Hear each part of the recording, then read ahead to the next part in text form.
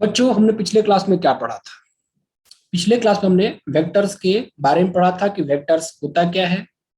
तो हमने देखा था कि कुछ ऐसी क्वांटिटीज जिनके पास मैग्नीट्यूड भी होता है और डायरेक्शन भी होता है, तो उसको हम लोग वेक्टर कहते हैं। और इसके बाद हम लोगों ने टाइप्स ऑफ वेक्टर देखा था, तो टोटल 10 टाइप्स थे, 10 प्रकार के वेक्टर्स थे। ठीक है, वहां पर कुछ इंपॉर्टेंट वेक्टर्स भी थे जो कि फ्रिक्वेंटली यूज होंगे, और कुछ वेक्टर्स ऐसे थे जो कि मतलब उतने ज्यादा यूज होते नहीं। Got the point? जैसे एग्जांपल के तौर पे फ्री वेक्टर्स हो गए, तो लोकलाइज वेक्टर्स हो गए, तो इनकी उतनी आवश्यकता पड़ती नहीं है। आवश्यकता पड़ती है किसकी? तो जीरो वेक्टर की, यूनिट वेक्टर की, इक्वल वेक्टर्स की, निगेटिव वेक्टर्स की, कोलिनियर वेक्टर्स की। तो इन वेक्टर्स की यूजेज बहुत ज्यादा होती है। ठीक है, बाय द वे, आप लोग सबको ध्यान में रखें, आज के क्लास में हम क्या पढ़ने वाले हैं। So today we are going to discuss about unit vectors along coordinate axis, position vector of point and algebra of vectors. ये 3 टॉपिक्स में काम करना है, और इन तीनों टॉपिक्स को आज ही हमें सक्सेसफुली खत्म करना होगा। सो जैसा कि मैंने यहाँ पर हेडिंग पुट कर दिया है, unit vectors along coordinate axis. बच्चों, तो आप लोग जानते हो कि हमारे पास एज ऑफ नाउ 2 तरह के सिस्टम है। एक है 2D सिस्टम और एक है 3D सिस्टम। ठीक है, जैसे पहले मैं क्या करता हूँ, 2D में बात करता हूँ। तो ये आपका वाई एक्सिस है और ये रहा आपका x axis. So this is your y axis and this is your x axis. ये आपका निगेटिव एक्स एक्सिस हो गया बच्चों, और ये निगेटिव वाई एक्सिस। अब देखो यहाँ पर कहने का मतलब क्या है, जैसा कि मैंने बताया था कि हर एक वेक्टर का एक लाइन ऑफ सपोर्ट होता है। उस लाइन ऑफ सपोर्ट से एक पर्टिकुलर सेगमेंट को हम कट कर लेते हैं और उसको एक डायरेक्शन दे देते हैं, वो वेक्टर बन जाता है। ये एक्स एक्सिस क्या, एक लाइन ऑफ सपोर्ट है, इनफाइनाइटली लॉन्ग लाइन है। अब क्या करो, इस एक्स एक्सिस पे आप बच्चों क्या करो, 1 यूनिट लेंथ का एक वेक्टर कट करो। 1 यूनिट लेंथ का एक वेक्टर कट कर लो। यही 1 यूनिट लेंथ का वेक्टर जो है unit vector along x axis कहलाएगा, और इसका रिप्रेजेंटेशन बच्चों कहते हैं आई कैप से करते हैं, आई कैप। तो आई कैप का जो मैग्नीट्यूड होगा बच्चों, वो आपका 1 होगा। It represents unit vector along x axis. बताया था ना कि यूनिट वेक्टर, मान लो वेक्टर ए है, तो वेक्टर ए का यूनिट वेक्टर क्या होगा? ए कैप होगा। यहां पर क्या करेंगे कि एक्स एक्सिस के अलोंग किसी भी यूनिट वेक्टर को हम लोग आई कैप से रिप्रेजेंट करेंगे। जैसे मान लो इधर हो गया निगेटिव साइड में, तो हम लिखेंगे minus i cap, minus of i cap, magnitude 1 होगा। ठीक उसी तरह से क्या करना है बच्चों, ये आपका वाई एक्सिस है, तो वाई एक्सिस के ऊपर में या नीचे में 1 यूनिट का एक वेक्टर कट कर लो, 1 यूनिट का एक वेक्टर कट कर लो, और उसको कोई आप डायरेक्शन दे दो, तो ये कहलाता है unit vector along y axis, और इसको कहते हैं जे कैप, जे कैप। तो यहां पर आप इसको लिख लो, unit vector, unit vector along x axis, तो इसको रिप्रेजेंट किया जाएगा बच्चों किससे? आई कैप से। अब ये निगेटिव एक्स एक्सिस तो माइनस आई कैप कह देंगे, बट आई कैप ध्यान में रखो कि एक्स एक्सिस को हम लोग आई से इंडिकेट करते हैं, आई कैप से इंडिकेट करते हैं। Unit vector along x axis i cap, direction positive तो plus i cap, direction negative तो minus i cap. Unit vector along y axis, तो ये रहेगा बच्चों आपका जे कैप। यदि वेक्टर ऊपर है वाई के पॉजिटिव में तो प्लस जे कैप, नीचे है तो माइनस जे कैप लिखेंगे। यदि वेक्टर मान लो यहाँ पर बच्चों ऐसे नीचे हो गया इस तरीके से, मान लो ये नीचे है, 1 यूनिट का है, ये लेंथ जो भी है 1 यूनिट का है, तो हम क्या लिखेंगे इसको? माइनस ऑफ जे कैप लिखेंगे बच्चों। सो this becomes your minus of j cap, और ये रहा आपका प्लस आई कैप। तो आपके पास एक्स वाई सिस्टम है, तो यहाँ पर आई कैप जे कैप आएगा। 2D सिस्टम, अब मान लो हमारे पास 3D सिस्टम है बच्चों। यहाँ पर देखो, सपोज अगर आपके पास 3D सिस्टम है, तो थोड़ा बहुत आपको 3D के बारे में आइडिया है कि 3D में क्या होता है, x axis, y axis, z axis. यहाँ पर मान लो आपके पास ये वाई एक्सिस है और ये एक्स एक्सिस है, और यहाँ पर ये जेड एक्सिस है। So this becomes y axis, take it as x axis, और यहाँ पर आप ये जेड एक्सिस, और तीनों का इंटरसेक्शन ओरिजिन। नाउ अब एक्स एक्सिस पे आपने क्या किया, 1 यूनिट का एक लेंथ कट किया, वाई पर भी 1 यूनिट का लेंथ कट किया, और जेड पर भी 1 यूनिट का लेंथ कट किया। तो बच्चों ये हुआ आपका आई कैप, ये कहलाएगा ऊपर में आपका जे कैप और ये नीचे में कहलाएगा k cap. So i cap, j cap and k cap. So unit vector along x axis i cap, unit vector along y axis j cap and unit vector along z axis को हम k cap लिखेंगे. ये सारे के सारे direction क्या है, positive लिए गए. यदि मान लो x का निगेटिव सेंस होगा, x का निगेटिव डायरेक्शन तो माइनस आई कैप, y का निगेटिव डायरेक्शन तो माइनस जे कैप, z का निगेटिव तो यहाँ पर हम लिखेंगे माइनस के कैप, x का निगेटिव तो क्या लिखेंगे हम यहाँ पर minus of i cap. But यहाँ पर मैं हौच पच नहीं करूंगा, मैंने समझा दिया कि x एक्सिस के अलॉन्ग यूनिट वेक्टर को आप आई कैप से रिप्रेजेंट करेंगे. डायरेक्शन पॉजिटिव तो plus i cap, direction negative तो minus i cap. y axis के अलॉन्ग यूनिट वेक्टर को आप जे कैप से रिप्रेजेंट करेंगे. डायरेक्शन अप तो प्लस जे कैप, डायरेक्शन नीचे तो माइनस जे कैप. और ये सबका मैग्नीट्यूड 1 होता है. So modulus of i cap equal to modulus of j cap equal to modulus of k cap. ये सब बच्चों 1 बन जाए. So magnitude of unit vector equal to 1. बताइए आप लोगों को. इसके बाद हम डिस्कस करने वाले हैं position vector of a point. Position vector of A point. Position vector of point का क्या मतलब है? देखो बच्चों, वन समय हमारे पास दो सिस्टम है, एक्स वाई सिस्टम है और एक्स वाई जेड सिस्टम है. तो तीनों सिस्टम में डिस्कस करने वाला हूं मैं.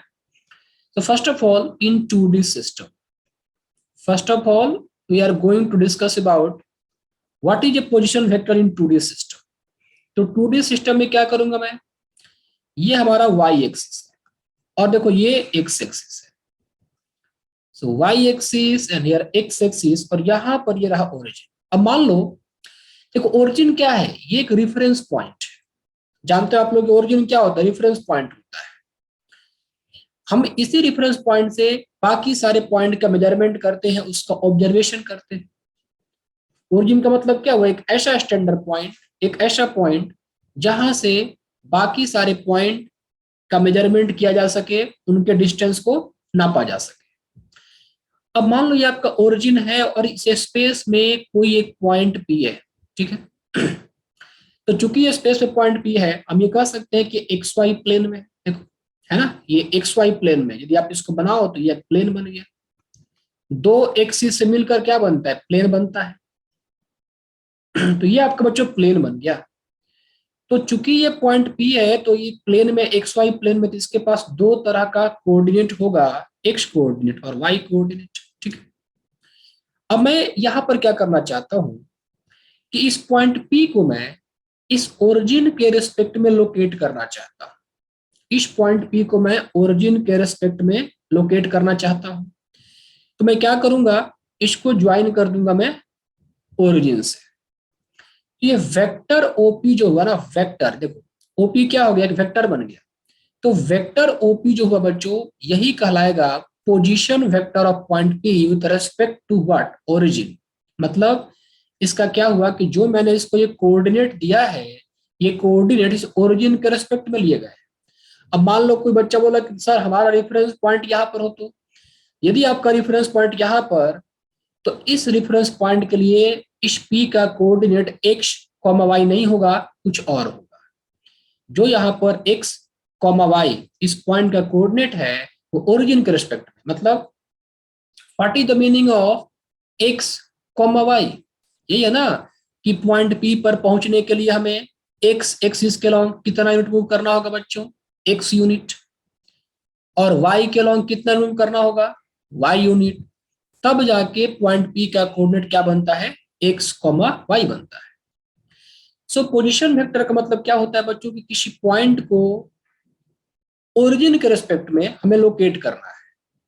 तो पॉइंट पी को आप क्या करो, ओरिजिन से ज्वाइन कर दो. तो ये लाइन ओपी जो है ना, यही कहलाती है position vector of point p with respect to origin. और यहां पर हम लिखेंगे वेक्टर ओपी. तो वेक्टर ओपी जो हुआ, देखो वेक्टर ओपी में क्या है, दो कंपोनेंट है. एक इसका एक्स कंपोनेंट, एक्स कंपोनेंट ये कह सकते हो कि ये इसका एक्स कंपोनेंट है. तो एक्स अलोंग एक्स एक्सिस है तो आई कैप. ये इसका वाई कंपोनेंट है, ये एक्स कॉमा वाई है ना, ये इसका रिप्रेजेंट करता है एक्स कंपोनेंट, ये रिप्रेजेंट करता है वाई कोऑर्डिनेट. तो दोनों कंपोनेंट को ऐड कर दो, तो x i cap plus y j cap. इस तरह से हम किसी वेक्टर का किसी पॉइंट के पोजीशन वेक्टर को लिखते हैं, x i cap plus y j cap. अब यहीं पर मैं इसके मैग्नीट्यूड के बारे में बात करूं, तो देखो मैग्नीट्यूड बताया था हमें कि मैग्नीट्यूड क्या होता है, लेंथ ऑफ द वेक्टर। जो सेगमेंट आता है उस सेगमेंट के लेंथ को हम लोग क्या कहते हैं, मैग्नीट्यूड। तो देखो तो ये ओ ओरिजिन है 0,0 और ये आपके पास पॉइंट पी है, तो डिस्टेंस फॉर्मूला से आप इसका डिस्टेंस क्या निकालोगे, मैग्नीट्यूड। ओपी लिखोगे under root x square plus y square. Simply क्या करना है, एक्स कंपोनेंट का स्क्वायर प्लस वाई कंपोनेंट का स्क्वायर कर देना है, ये आपका मैग्नीट्यूड बन गया। ये था आपका 2D सिस्टम। यदि मैं यहां पर 3D सिस्टम बात करूं, if I right the same thing in 3D system, देखो यहां पर मैं एक पहले 3D सिस्टम बनाता हूं। सपोज करो ये आपका रहा इस तरह से स्ट्रक्चर, थोड़ा बड़ा कर दिया मैंने यहां पर, और ये रहा सी। यहां पर मैं एक क्यूब या क्यूबॉइड कुछ ही बना सकते हो। सपोज करो मैंने यहाँ पर ये क्यूब बनाया, क्योंकि क्यूब बनाने से क्या होता है कि 3D फिगर थोड़ा अच्छा से दिखता है। यहां पर मैंने ये एक बच्चों क्यूब बना दिया, देखो इस तरीके से। So here I just constructed a cube. अब यहाँ पर क्या करो, 3 एक्सिस को बनाओ।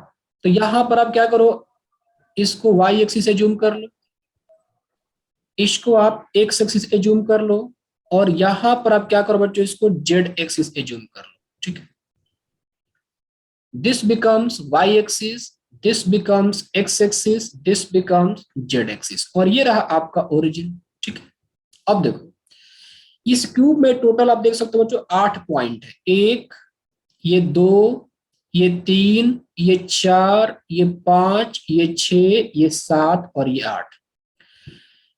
यदि मैं इस पॉइंट के बारे में बात करूं, सिर्फ इस पॉइंट पर आप फोकस करो बच्चों, क्या ये पॉइंट किसी एक्सिस या किसी प्लेन में लाई करता है, नहीं करता है। ये पॉइंट बच्चों आप देख सकते हो कि बाहर की तरफ आ रहा है। मान लो ये पॉइंट हो गया आपका P1, ये पॉइंट आपका P2। हालांकि मैं यहां पर पॉइंट को नाम नहीं देना चाहता हूं, बस आप समझो। यदि मैंने कहा पॉइंट P1 कहाँ है, आप कहोगे एक्स वाई प्लेन में।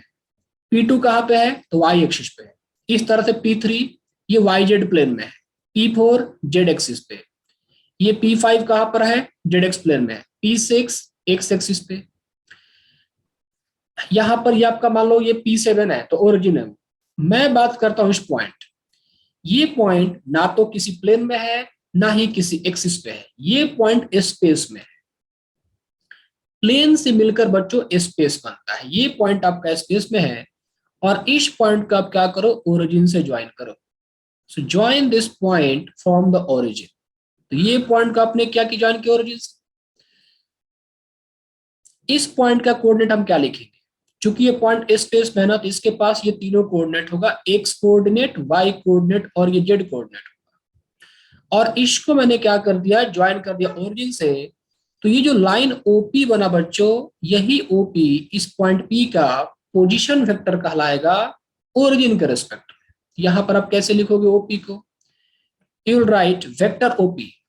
तो एक्स कंपोनेंट आई कैप, फिर ये y कंपोनेंट यहां पर हम j कैप, और ये z कंपोनेंट k कैप कर देंगे। ये जो कोऑर्डिनेट है ना x y z, x coordinate यहां पर x कंपोनेंट कहलाएगा, y कोऑर्डिनेट y कंपोनेंट कहलाएगा, और z कोऑर्डिनेट क्या कहलाएगा, z कंपोनेंट।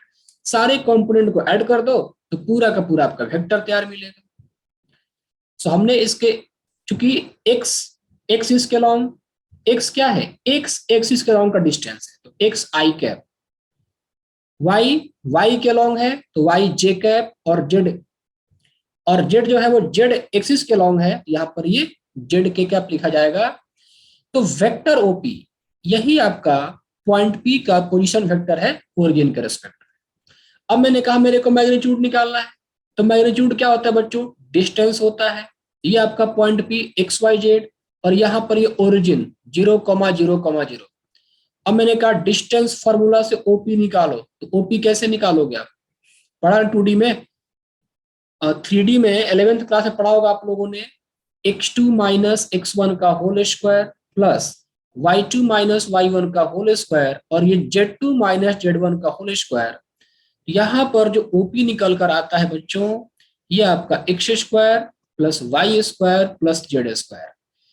यदि आपके पास कोई पॉइंट दिया है तो आप उसके पोजीशन वेक्टर को लिखें इस तरीके से, वेक्टर ओपी, और इसका मैग्नीट्यूड आपका ये मिल जाएगा, under root x component square plus y component square plus z component square. Is that okay? बच्चों को यहां तक की सारी बातें समझ में आ गई? ठीक है। अब यहां से कुछ छोटा छोटा हम लोग क्वेश्चन कर सकते हैं।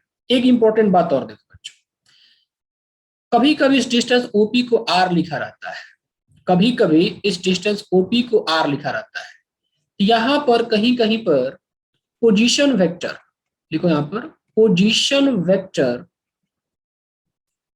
Of a point p x comma y comma z is vector r के फॉर्म में ऐसे लिखा जाता है, x i cap plus y j cap plus z k cap. तो कई जगहों पर आपको ऐसे लिखा हुआ मिलेगा, और इसका जो मैग्नीट्यूड मिलेगा आपको ऐसे मिलेगा। So magnitude modulus of vector r और simply r under root x square plus y square plus ये जेड स्क्वायर। तो कहीं कहीं पर ओपी लिखा हुआ मिलेगा यदि पॉइंट आपका पी है तो, या फिर most of the time vector r लिखा जाता है। वेक्टर आर ये कोई भी रैंडम वेक्टर हो सकता है, ठीक है। नाउ अब यहां पर मैं आपको छोटे छोटे क्वेश्चन दे दूं, जैसे मान लो आपके पास एक क्वेश्चन लिखा गया, unit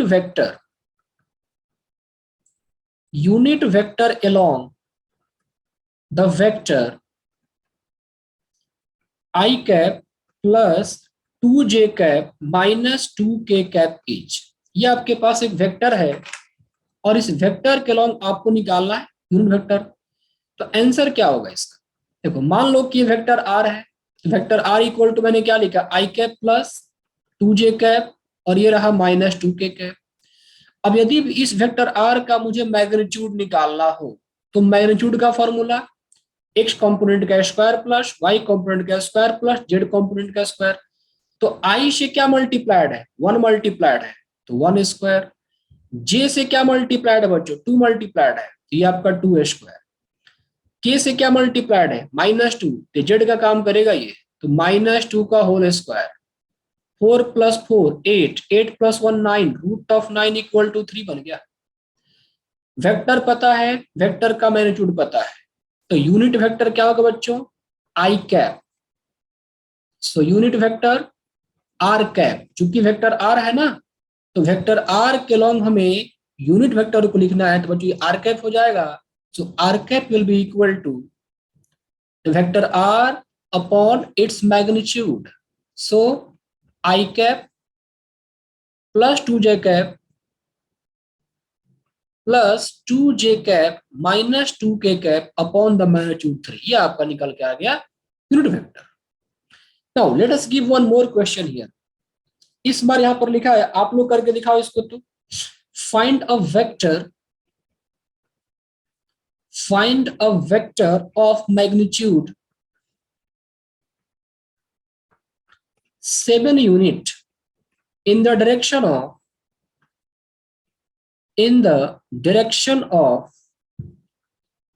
6i cap minus 2j cap plus 3k cap. पहले इस क्वेश्चन का मतलब समझते हैं कि ये क्या कहना चाहता है। देखो बच्चों यहां पर ये कहना चाहता है कि ये आपके पास कोई वेक्टर है, ये कोई वेक्टर होगा इस तरीका से 6i cap minus 2j cap plus 3k cap. तो कह रहा है कि इस वेक्टर के लॉन्ग हमें एक और वेक्टर चाहिए, इस वेक्टर के लॉन्ग हमें एक ऐसा वेक्टर चाहिए जिसका मैग्नीट्यूड 7 हो। क्या मतलब कि जो वेक्टर आपको चाहिए उस वेक्टर का डायरेक्शन जो होगा इसी वेक्टर के लॉन्ग होगा, वो कहीं से भी हो सकता है, बस इसका मैग्नीट्यूड जो होना चाहिए बच्चों वो होना चाहिए सिर्फ और सिर्फ 7 यूनिट। तो क्या करेंगे, देखो ऐसे क्वेश्चन को डील करने के लिए सबसे पहला काम क्या होता है, यूनिट वेक्टर को निकालना। देखो यूनिट वेक्टर तरह से कह सकते हो कि वो डायरेक्शन के लिए यूज करते हैं, we use the unit vector for direction purpose. मैं क्या करूंगा, जैसे ये आपके पास गिवन वेक्टर है, तो इस वेक्टर के लॉन्ग मैं एक यूनिट वेक्टर निकाल लूंगा और फिर उसको मैं 7 से मल्टीप्लाई कर दूंगा। तो सोचो 1 यूनिट का एक ऑब्जेक्ट है, आप उसको 7 से मल्टीप्लाई कर दोगे तो उसका मैग्नीट्यूड क्या हो जाएगा, 7 टाइम्स। तो यहां पर क्या करना है, जो आपके पास ये गिवन वेक्टर है ना, आप इस गिवन वेक्टर के लॉन्ग एक यूनिट वेक्टर निकालो और फिर उस यूनिट वेक्टर को 7 से मल्टीप्लाई कर दोगे तो आपको 7 यूनिट मैग्नीट्यूड का एक वेक्टर मिल जाएगा और उसका डायरेक्शन इस गिवन वेक्टर के लॉन्ग होगा। क्या ये क्वेश्चन सारे बच्चों को समझ में आ रही है अच्छे से? Everybody respond me quickly. आ गया सर। आगे सर। तो हो सकता है कि आंसर आप लोगों ने कर भी लिया होगा, क्योंकि ये सब चीजें आप लोग पढ़े हुए ऑलरेडी। अभी तो लेवल धीरे धीरे बढ़ेगा, हम बिल्कुल बेसिक से चलते हैं। जैसे मैंने बहुत लोगों को देखा है, वो बहुत शॉर्टकट में पढ़ा देते हैं 3-4 क्लास, बाकी वो लोग डॉट और क्रॉस फोकस करते हैं। लेकिन मेरे यहाँ पर क्लास में प्रिंसिपल क्या है कि चाहे चीजें छोटी हो या बड़ी हो, प्रॉपर टाइम उस पर दिया जाएगा, ठीक है। तो पहले मैं क्या करूंगा, इस वेक्टर के लॉन्ग यूनिट वेक्टर निकालूंगा। सो राइट, मान लो हमने क्या किया पर एन कैप, मान लो इसको लिखा वेक्टर एन। वेक्टर एन लिखो, वेक्टर आर लिखो, कुछ भी आप लिख सकते हो, आर ही लिख लो। इसको मैंने क्या किया, वेक्टर आर लिखा, 6i cap minus 2j cap plus 3k cap, right. फिर मैं क्या करूंगा, इसका मैग्नीट्यूड निकालूंगा। तो इसका magnitude under root 6 square plus minus of 2 square plus 3 square. बच्चों देखो ये 7 चला आएगा, 6 स्क्वायर 36, 2 स्क्वायर 4, 36 प्लस 4 40, फिर 3 स्क्वायर 9, तो 49, 49 का रूट क्या हो गया, 7। यहां पर आप क्या करो, यूनिट वेक्टर निकाल लो आर कैप। तो क्या करोगे, इस वेक्टर आर को इसके मैग्नीट्यूड से डिवाइड कर दो, तो 6। वैसे अभी और कुछ करने की जरूरत नहीं, इसका ही मैग्नीट्यूड 7 आ गया। किसका मैग्नीट्यूड? हाँ तो वो तो कट जाएगा ना, वो कट जाएगा, राइट। Yes. अच्छा, इसका भी 7 ही चला आया, तो थोड़ा सा यहाँ पर करना पड़ेगा आपको मॉडिफिकेशन। एक काम करो, यहाँ पर ना आप 14 कर लो, 14 कर लो, ज्यादा सही रहेगा। Yes. 14 कर लो, या कुछ एक काम करो ना, आप 3 कर लो, कोई दिक्कत नहीं है, 3 कर लो। क्या ही फर्क पड़ता है, 3 हो 14 हो, कोई फर्क नहीं पड़ता है। अप्रोच बिल्कुल सेम है, क्योंकि दोनों का मैग्नीट्यूड सेम आ गया तो फिर वेक्टर सेम हो जाता है, और क्या। सो मेक इट हियर 3, तो यहां पर हो जाएगा r cap 6i cap minus 2j cap plus 3 cap, minus of 2j cap plus ये रहा आपका 3 कैप, और डिवाइड कर दो इसको इसके मैग्नीट्यूड से 7। So therefore a vector of magnitude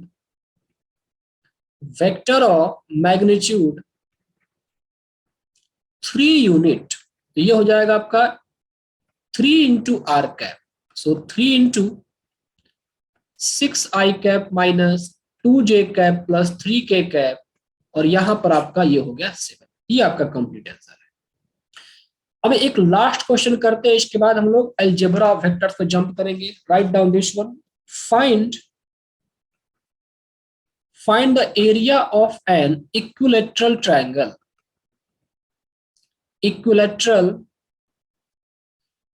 Find the area of an equilateral triangle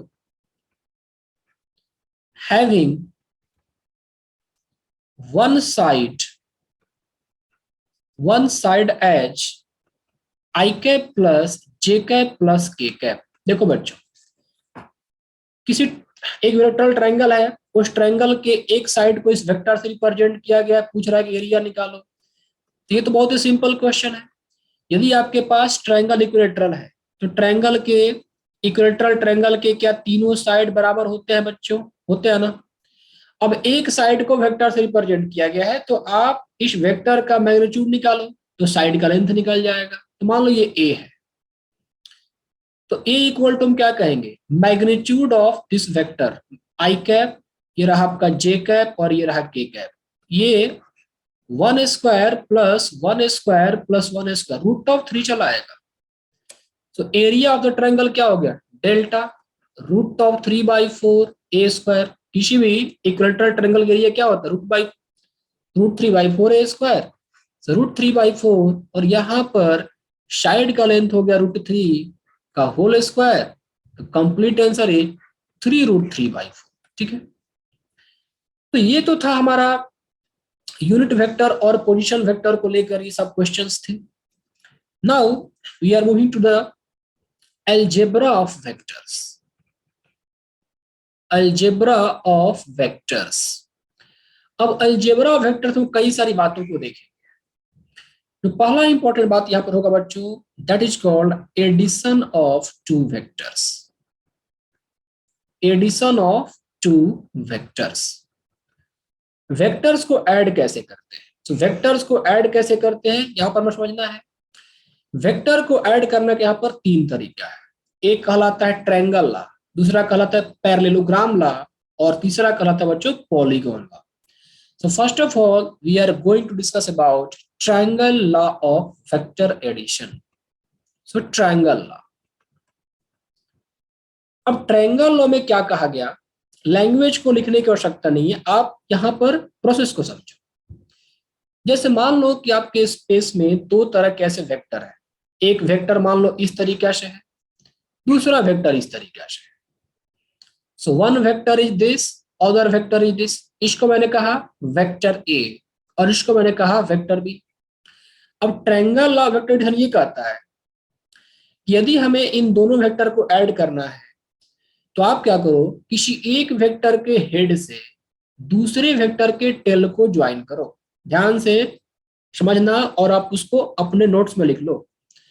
किसी एक वेक्टर के हेड से दूसरे वेक्टर के टेल को ज्वाइन करो। तो चलो करता हूं, देखो वेक्टर ए को मैंने ऐसे ड्रॉ किया, वेक्टर ए को मैंने ऐसे ड्रॉ किया।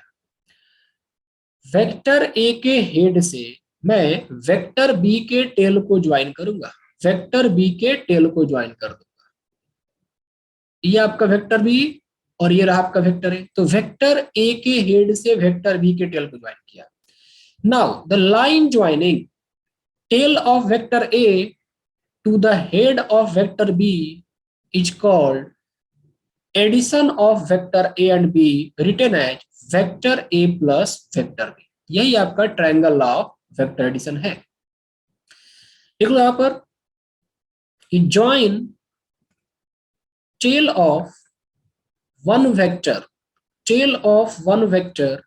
to the head of another vector, तो एक वेक्टर के हेड को दूसरे वेक्टर के टेल से ज्वाइन करोगे। In the line joining the tail of the first vector to the head of the second vector is called addition of the vector A and vector B. इसे हम लोग resultant भी कहते हैं। यहां पर एक चीज और लिख लो आप लोग, resultant. This is also called resultant of two vectors. तो यहां पर आपके पास एक वेक्टर ए था, ये वेक्टर बी है, तो वेक्टर ए प्लस वेक्टर बी जो कहलाया वो वेक्टर ए और वेक्टर बी का रिजल्टेंट वेक्टर कहलाएगा। अब इसका इंपॉर्टेंस क्या है, कई बार न्यूमेरिकल्स यहां पर आसानी सॉल्व होते हैं और यहां से क्वेश्चन भी बनते हैं, यहां से क्वेश्चन ही बनते बच्चों। अब यहां पर मैं एक इंपॉर्टेंट बात आपको दिखलाने वाला हूं। देखो देखो शेप कैसा बना, ट्रायंगल बना। शेप कैसा बना बच्चों, ट्रायंगल बनाना। वेक्टर ए वेक्टर बी और ये ए प्लस बी, ये तीनों ज्वाइन हो क्या बने, ट्रायंगल बने। अब यहां पर देखो, जैसे मान लो कि ये आपके पास ए बी है और यहां पर ये बी सी और यहां पर ये ऐसे बना दिया मैंने। इसको मार्क किया मैंने ए, इसको मार्क किया बी, इसको मार्क किया सी। ए बी वेक्टर लिखा, बी सी वेक्टर लिया। तो A B vector from A to B, B C vector from B to C. यहां पर देख सकते हो कि वेक्टर ए बी के हेड को बी सी के टेल से ज्वाइन किया गया है, तो ये इसका रिजल्टेंट कहलाएगा। देखो वेक्टर ए सी हो गया ये। तो क्या हम यहां पर ये लिख सकते हैं बच्चों, vector A B plus vector B C equal to vector A सी।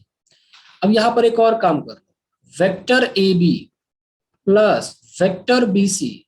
क्या मैं ए सी के सेंस को चेंज करके माइनस ये वेक्टर लिख सकता हूं? Tell me yes. तो यहां पर ये हो जाएगा अब vector A B plus vector B C और ये हो जाएगा आपका vector C A equal to 0। अभी मैंने क्यों बताया, इसको यहां पर आप समझो। This is an important result.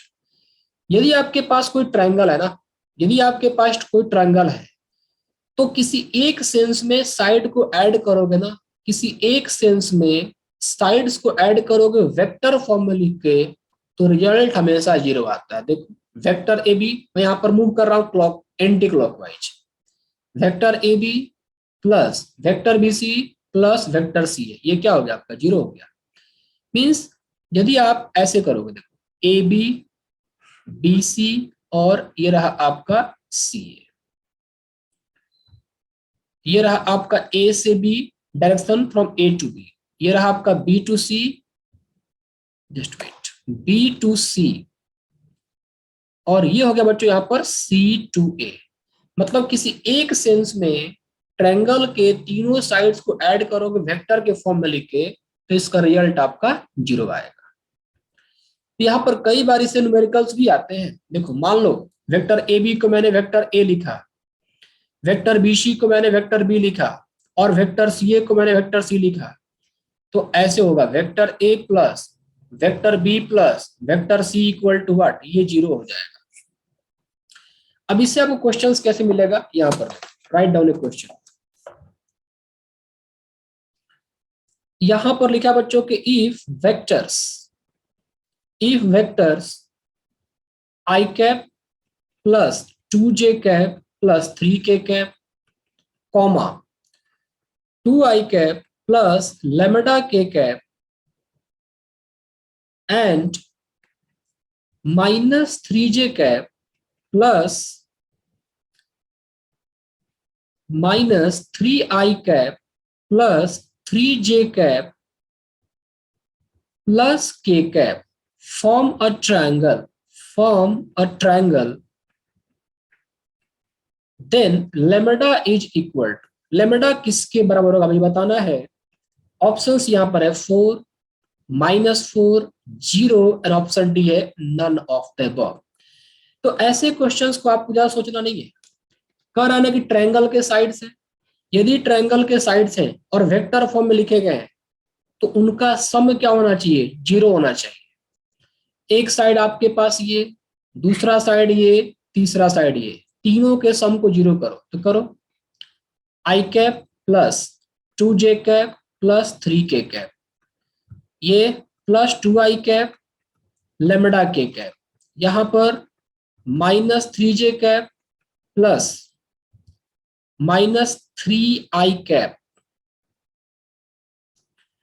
Minus 3i cap plus 3j cap plus k cap, ये हो गया आपका 0। यार देखो 2i plus i, 3i minus 3i cancel, ये हो गया आपका 2j। सर एक -5j और होगा, यहाँ पर कुछ था j के बारे में, जस्ट हाँ -5j है, ये तीसरे वाले वेक्टर में क्या है, यहाँ पर सॉरी, यहाँ पर एक वेक्टर लगाया गया था बच्चों, यहाँ पर लिख लो आप लोग, minus of 5j cap plus minus plus lambda k cap, यहाँ पर ये लिखा था मेरे से मिस हो गया। यहाँ पर एक -5j कैप ऐड किया हुआ है, 2j cap 2i cap minus of 5j cap, ये 2j प्लस 3j 5j और माइनस 5j कटा, तो बचा क्या क्या, देखो 3k cap plus lambda k cap plus k cap, so 4k cap plus lambda k cap, this becomes equal to 0। So 4 plus lambda into k cap, this becomes equal to 0। अब k cap क्या होता है, तो unit vector होता है बच्चों, ये तो कभी 0 होगा ही नहीं, दिस नेवर इक्वल टू 0। इसका मतलब lambda प्लस 4 आपका 0 होना चाहिए, तो lambda इक्वल टू क्या आ गया, ये माइनस। तो इस तरह से छोटे छोटे क्वेश्चंस आप लोगों को मिल सकते हैं। सर हम वो थर्ड वाली साइड को निगेटिव नहीं करेंगे, किसी को निगेटिव नहीं करना है यहाँ पर, यदि आपके वेक्टर्स ऐसे लिखा है तो डायरेक्ट ऐड कर देना है। यहाँ पर निगेटिव देखो, एक सेंस फॉलो किया ना, देखो ए बी, अभी क्या हो रहा है कि ए बी जो है anti clockwise, B C anti clockwise, लेकिन ए सी तो क्लॉकवाइज बना रहा था, तो मैंने ए सी को सी ए कर दिया। तो यदि आप ट्रायंगल के साइड को एक ही सेंस में ऐड करोगे ना, देखो vector A, vector E, vector C, ये तीनों एक सेंस को फॉलो कर रहे हैं ना, एक ही सेंस को फॉलो कर रहे हैं, वेक्टर ए, वेक्टर बी और ये वेक्टर सी। तो अब यहां पर आपको किसी भी साइन को चेंज करने की आवश्यकता नहीं है, ये सब साइन चेंज करके लिखा गया है। वेक्टर ए plus vector B plus vector C, ये साइन चेंज करके लिखा गया है। So no need to change the sign, directly add it and make it equal to 0, you will get the answer. Okay, is it done everybody? Yes. चलो, तो ये तो था triangle law of vector addition. यहां पर दूसरा है, यहां पर वो है parallelogram law, parallelogram law of vector addition. Parallelogram से हम वेक्टर को कैसे एडिशन करते हैं यहां पर हमें देखना है, और यहां से भी काफी अच्छे अच्छे और छोटे छोटे क्वेश्चन निकल कर आते हैं। इन सब का यूज है, जैसे चैप्टर आगे बढ़ेगा ये सबका अच्छा से यूज होगा, तो हर चीज को यहाँ पर सीखना है। देखो यहाँ पर क्या कहा गया है, जैसे मान लो आपके पास स्पेस में ये फ्री वेक्टर्स है, इस तरह से ये फ्री वेक्टर है, ये आपका मान लो बच्चों वेक्टर ए है और ये आपका वेक्टर बी है, इस तरह से ये फ्री वेक्टर्स है। तो पैरेललोग्राम लॉ क्या कहता है कि दोनों के टेल को ज्वाइन करो, दोनों को टेल को ज्वाइन करके एक पैरेललोग्राम का कंस्ट्रक्शन करो, उस पैरेललोग्राम का जो डायगोनल होगा वही इन दोनों वेक्टर का एडिशन या फिर रिजल्टेंट बताएगा। तो लिख लो यहाँ पर, join the tail of the two given vectors and then construct a parallelogram.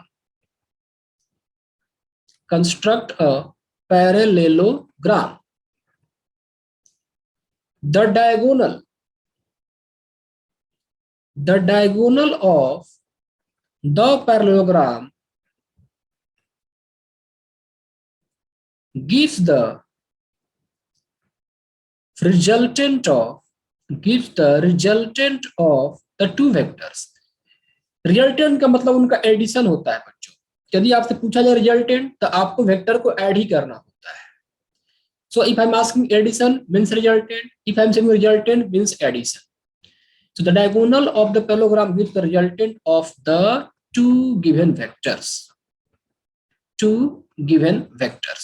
तो करना क्या है यहाँ पर, ये आपके पास वेक्टर ए है और ये आपके पास वेक्टर बी है, मैं दोनों के टेल को ज्वाइन कर दूंगा। तो दोनों के टेल को ज्वाइन करता हूं, डायरेक्शन को चेंज नहीं करना है, we have to join the vector without changing the direction. यहां भी मैं इस बात को स्पेसिफाई कर रहा हूं, आप लोग साइड में नोट कर लें।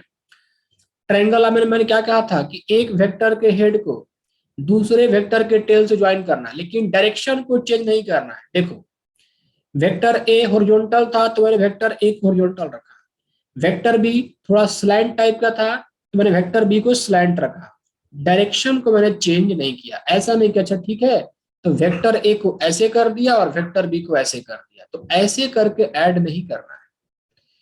The direction of the vectors must not be changed, they should be kept as it is.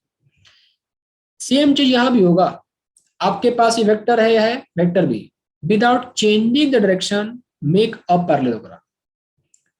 यहां पर क्या करो, आप वेक्टर ए लिखो, देखो ये रहा आपका वेक्टर ए और वेक्टर बी, चूंकि हॉरिजॉन्टल है यहां पर मैंने क्या किया वेक्टर बी को लिख दिया। So this is your vector A and this is your vector B. Vector A और वेक्टर बी दोनों के मैंने टेल को ज्वाइन कर दिया और अब मैं यहां पर एक पैरेललोग्राम का कंस्ट्रक्शन करूंगा। तो पैरेललोग्राम कैसा होता है, एक ऐसी ज्योमेट्री जिसके दो अपोजिट साइड क्या होते हैं, पैरेलल्स होते हैं एंड इक्वल इन लेंथ होते हैं। यहां पर यदि हमें एक पैरेललोग्राम बनाना है तो मैं यहां से एक हॉरिजॉन्टल लाइन ड्रॉ करूंगा जो कि बिल्कुल बी के पैरेलल होगा और बी के बराबर इन मैग्नीट्यूड होगा, और यहां से आप एक ड्रॉ करोगे जो कि ए के पैरेलल एंड ए के बराबर in magnitude. So this is your complete parallelogram. ठीक है, सो अब यहां पर ये लाइन होती है बच्चों, ये लाइन, यही लाइन आपका देती है रिजल्टेंट। मान लो ये आपका ओ है, इस पॉइंट को मैंने ए मान लिया, ठीक है, इसको ए मान लिया, इसको बी मान लिया, और यहां पर मैंने सी मान लिया। तो जो डायगोनल ओशी बना यही आपका रिजल्टेंट देता है। This gives you vector A plus vector B, यही आपका वेक्टर ए प्लस वेक्टर बी देता है। So OC equal to vector A plus vector B. देखो यदि सही मायने में देखा जाए तो ये भी ट्रायंगल ऑफ वेक्टर एडिशन ही है। आप पूछो कैसे, देखो ओ ए क्या है, ये वेक्टर बी है। ये जो ए सी है बच्चों, आपने क्या बनाया, पैरेललोग्राम, तो बीसी का डायरेक्शन क्या होगा, बिल्कुल ओ ए के बराबर, और ए सी बिल्कुल ओ बी के बराबर है, तो इसका डायरेक्शन भी सेम होगा। आप यहां पर एक ट्रायंगल को देखो, ओ A C, look in triangle O A सी। बच्चों ऑब्जर्व करो कि क्या ट्रायंगल ओ ए सी में triangle law of vector addition follow हो रहा है, हो रहा है। कैसे, यस ये ओ ए क्या है, वेक्टर बी है, और ए सी जो है बिल्कुल वेक्टर ओ बी के बराबर है। बताया था ना कल पिछले क्लास में, इक्वल वेक्टर्स क्या होते हैं, उनका डायरेक्शन और मैग्नीट्यूड दोनों सेम होना चाहिए। तो ए सी का डायरेक्शन भी सेम है और मैग्नीट्यूड भी सेम है, तो इसको आप वेक्टर ए लिख सकते हो। तो हो गया ना, वेक्टर ओ ए के टेल को ए सी, वेक्टर ओ ए के हेड को वेक्टर ए सी के टेल से ज्वाइन कर दिया गया। This becomes a triangle of vector addition. तो रिजल्टेंट क्या मिलेगा, ओ ए के टेल को ए सी के हेड से ज्वाइन करने वाली लाइन देगी रिजल्टेंट वेक्टर ए प्लस वेक्टर बी।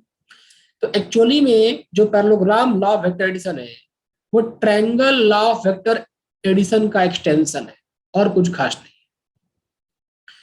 तो हम ट्रायंगल में क्या बोलते हैं कि एक वेक्टर के हेड को दूसरे के टेल से ज्वाइन करो, जबकि पैरेललोग्राम में क्या बोलते हैं, दोनों को टेल को ज्वाइन करो, एक पैरेललोग्राम बनाओ, उस पैरेललोग्राम का जो बड़ा वाला डायगोनल होगा, बड़ा वाला डायगोनल, वही दोनों वेक्टर के रिजल्टेंट को रिप्रेजेंट करेगा।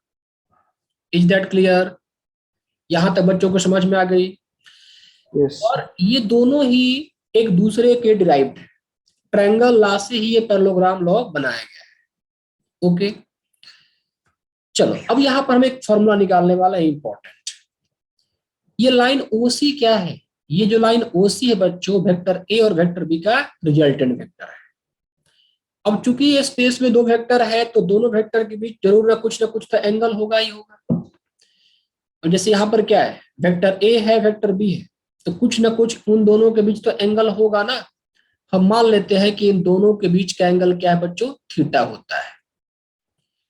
हमें यहां पर क्या निकालना है, वेक्टर ए प्लस वेक्टर बी का मैग्नीट्यूड निकालना। ये तो मैंने ऐड कर दिया, बता दिया कि ठीक है दोनों वेक्टर के टेल को ज्वाइन कर दो, एक पैरेललोग्राम का कंस्ट्रक्शन करो, उस पैरेललोग्राम का जो बड़ा वाला डायरेक्शन होगा, डायगोनल होगा, वो उनके एडिशन को रिप्रेजेंट करेगा, उनके रिजल्टेंट को रिप्रेजेंट करेगा। लेकिन उस रिजल्टेंट का मैग्नीट्यूड क्या होगा, यहां पर हमें उस मैग्नीट्यूड को निकालना है। तो इसके लिए थोड़ा सा ज्योमेट्रिकल कंस्ट्रक्शन करना पड़ेगा। देखो जो वेक्टर ओ ए है उसको थोड़ा आगे एक्सटेंड कर दो, वेक्टर ओ ए को बच्चों थोड़ा आगे एक्सटेंड कर दो, और सी से इस पे एक परपेंडिकुलर डालो, ठीक है। नाउ टेल मी, यदि ये एंगल थीटा है तो ये एंगल कितना होगा बच्चों, देखो ओबी और ए सी पैरेलल है, ओबी और ए सी दोनों पैरेलल है, तो ये एंगल थीटा, तो क्या ये एंगल भी थीटा कहा जा सकता है। ओबी हॉरिजॉन्टल से एंगल थीटा बनाती है, ओबी और एसी पैरेलल है, तो एसी भी हॉरिजॉन्टल से उतना ही एंगल बनाएगी, थीटा।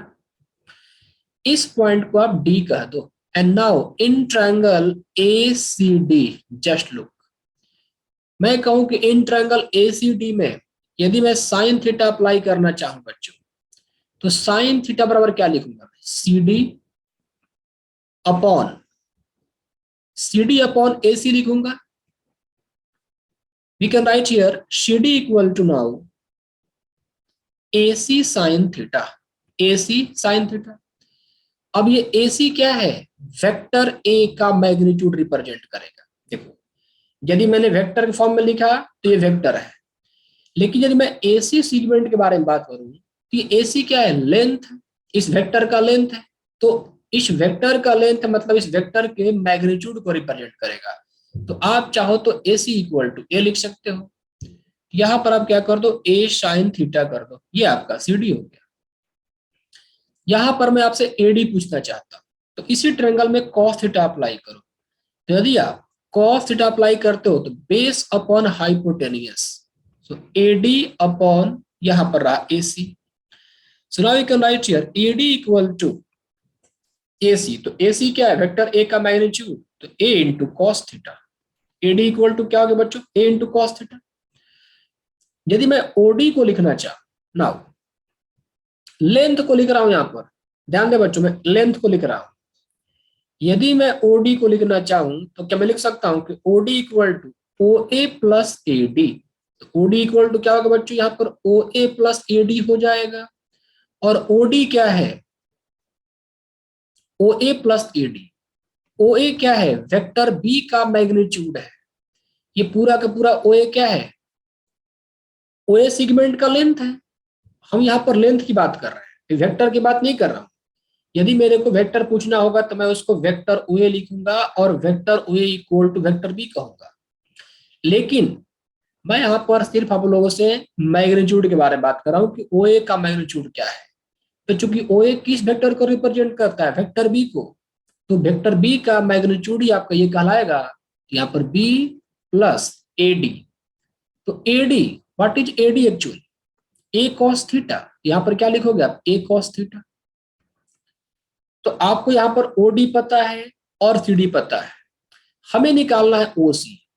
ओसी क्या रिप्रेजेंट कर रहा है, वेक्टर ए प्लस वेक्टर बी। तो वेक्टर ए प्लस वेक्टर बी का मैग्नीट्यूड निकालना है, मतलब ओसी का लेंथ निकालना है। So now in triangle OCD, in triangle OCD यदि हम पाइथागोरस थ्योरम यूज करें बच्चों तो क्या लिखूंगा, OC square equal to OD square plus CD square. OC square equal to OD square, OD square plus यहां पर हो जाएगा CD square. So OC square equal to OD, OD के प्लेस में क्या है, तो ओडी के प्लेस में यहां पर बच्चों B plus A cos theta का होल स्क्वायर और सीडी स्क्वायर। तो सीडी के प्लेस में क्या है, A sine theta. So A sine theta का होल स्क्वायर, स्क्वायरिंग कर लो, ये B square plus A square cos square theta plus 2ab cos theta plus A square sine square theta. यहां पर A square cos square theta और ये A square sine square theta, A square common ले लोगे तो cos square theta plus sine square theta 1 बन जाएगा। तो बच्चों ये A square plus B square plus 2ab cos theta. यहां से आप लिख सकते हो कि OC is equal to under root A square plus B square plus 2ab cos theta. और ये ओसी क्या है, ये ओसी वेक्टर ए प्लस वेक्टर बी का मैग्नीट्यूड है। देखो, so now we can write here magnitude of vector A plus vector B is equal to under root A square plus B square plus 2ab cos theta. यदि आपके पास vector A दे रखा है, vector B दे रखा है और उन दोनों के बीच का एंगल दे रखा है, तो आप इस फॉर्मूला से वेक्टर ए प्लस वेक्टर बी का मैग्नीट्यूड यहां पर निकाल सकते हो। क्या ये फॉर्मूले का डेरिवेशन सारे बच्चों को समझ में आ गया अच्छे से? सो नाउ अब देखो यहां पर ऐसा नहीं है, ये तो काफी स्ट्रेट फॉरवर्ड है, ये आप लोग हो सकता है आप लोगों ने पढ़ा फिजिक्स में होगा, लेकिन यहाँ पर जो इंपॉर्टेंट बातें आएंगी इसको आगे हम लिखेंगे कि यहाँ से और भी क्या क्या इंपॉर्टेंट कंक्लूजन निकाला जा सकता है। ठीक है, अब यहाँ पर एक और हमें फॉर्मूला एस्टेब्लिश करना है। एवरीबॉडी प्लीज रिस्पॉन्ड, इस फॉर्मूला में किसी को डेरिवेशन में समझ दिक्कत हुआ? No doubt sir.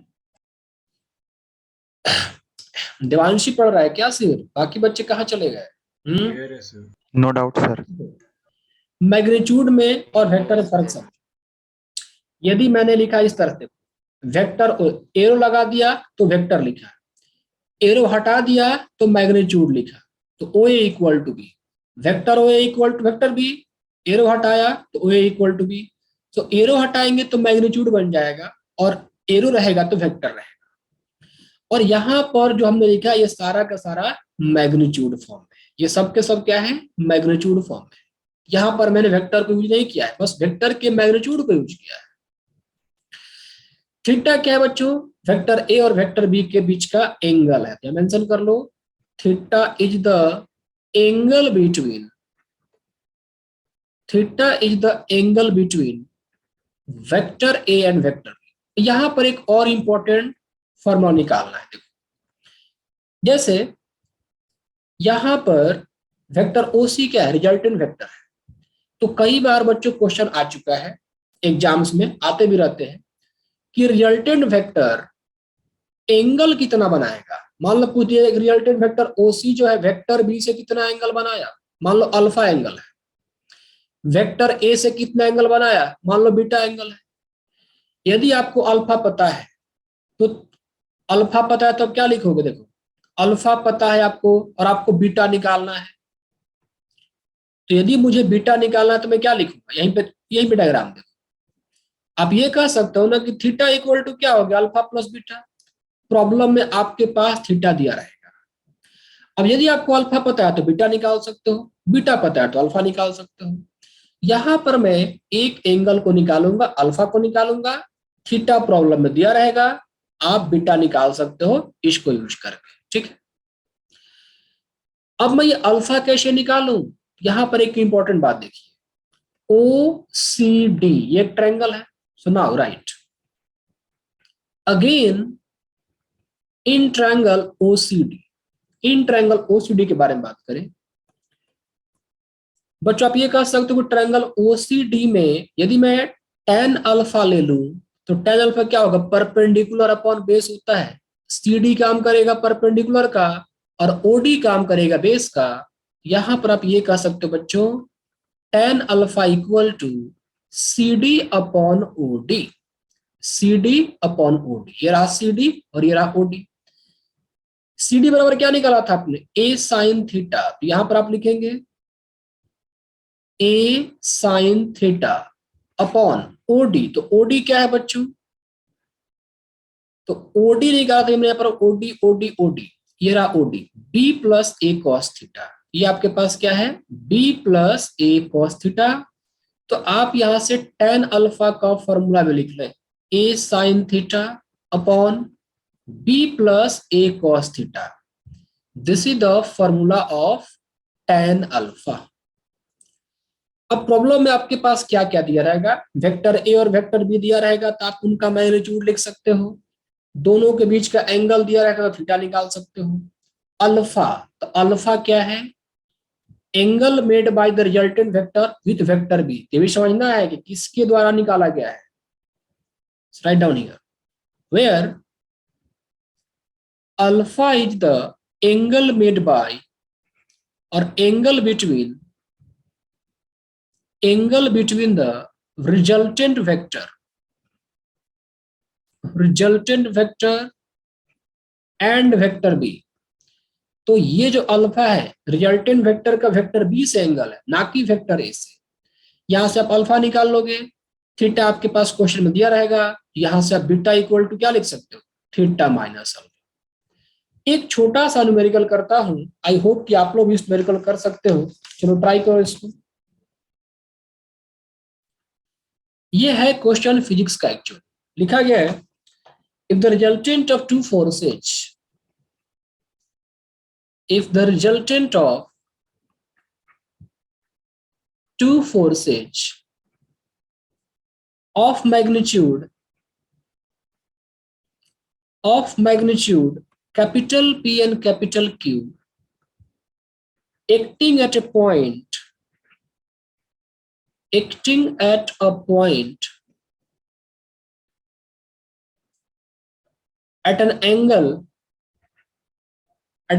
of 60 degree is root of 7q, then P upon Q is what? P upon Q is what? Option A है बच्चों 1, B है 3/2, C है 2 और D है 4। देखो पहले क्वेश्चन को समझो।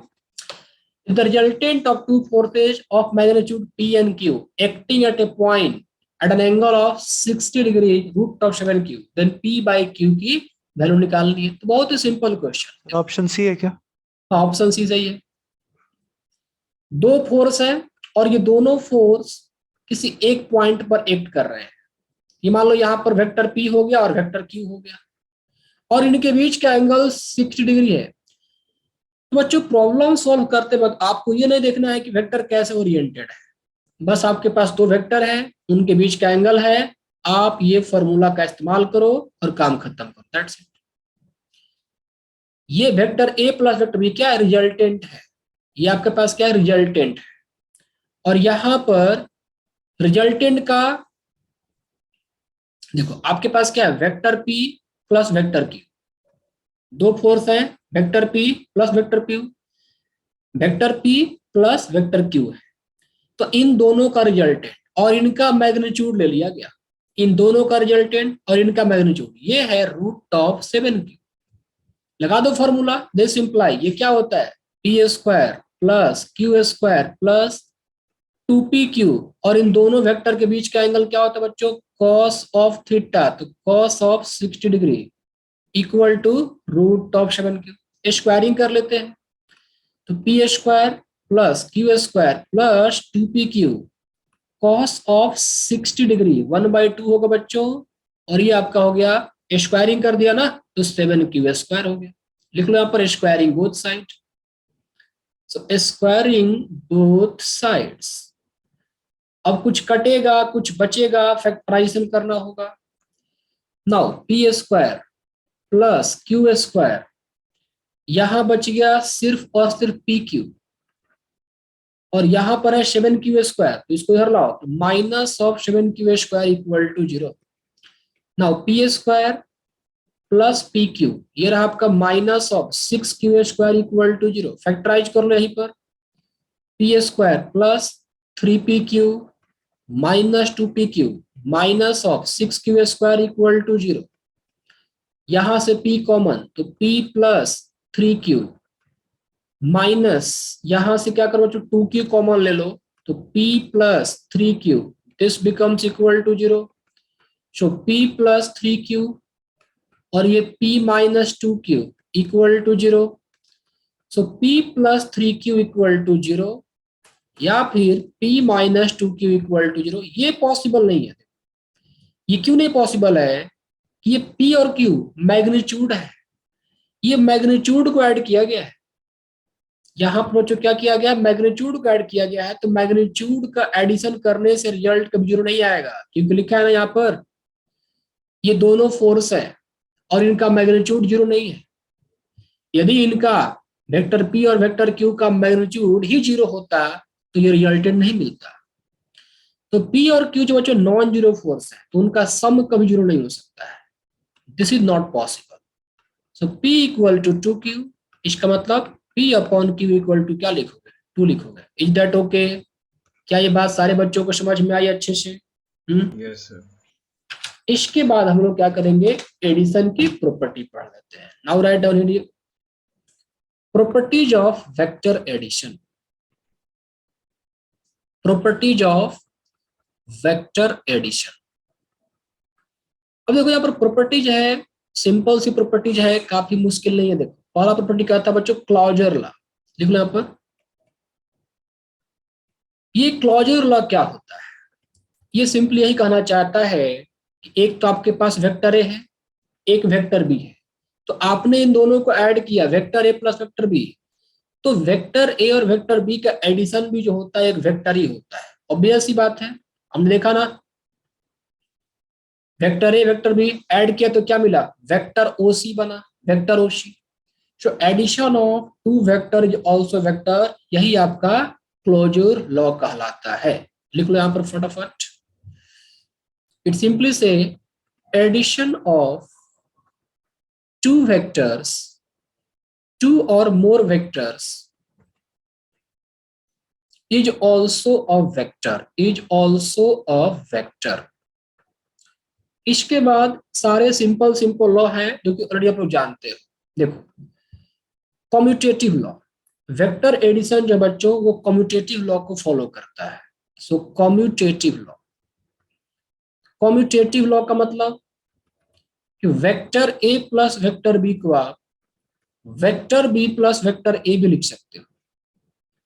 तीसरा, डिस्ट्रीब्यूटिव लॉ, जो वेक्टर एडिशन है बच्चों वो डिस्ट्रीब्यूटिव लॉ को फॉलो करता है। तो कहने का मतलब sorry associative law, not distributive, associative law. तो वेक्टर एडिशन जो बच्चों वो एसोसिएटिव लॉ को फॉलो करता है। What does it mean? Vector A plus vector B plus vector C लिखा है, बी और सी आपस में ऐड है। अब इनको अलग करके मैं अभी क्या है, बी जो है सी के साथ एसोसिएटेड है, बी को हटा के ए के साथ कर दो तो वेक्टर ए प्लस वेक्टर बी, यही कहलाता है आपका एसोसिएटिव। ठीक है, तो ए प्लस बी और सी को एक ब्रैकेट में, या फिर ए प्लस बी को एक ब्रैकेट में, सी को अलग कर दिया। यहां पर कुछ और बातें आती हैं। एक होता है यहां पर additive identity, additive identity. Additive identity क्या होता है? जैसे आपके पास एक वेक्टर ए है, अब बताओ इस वेक्टर में क्या ऐड कर दूं ताकि वेक्टर में कोई चेंजिंग ना हो, वेक्टर ए वेक्टर ए रहे, तो जीरो ऐड करेंगे, जीरो वेक्टर। तो वेक्टर ए plus zero vector, null vector को जीरो वेक्टर को आप क्या लिखोगे? जीरो, और उसके पावर में एरो डाल दो।